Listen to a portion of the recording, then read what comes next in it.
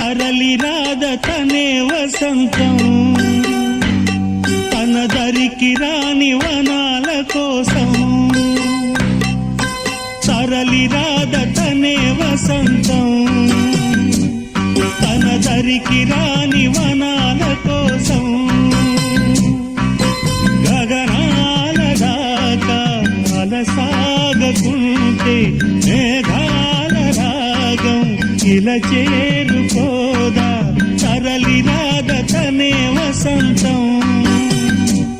తన దరికి రాని వనాల కోసం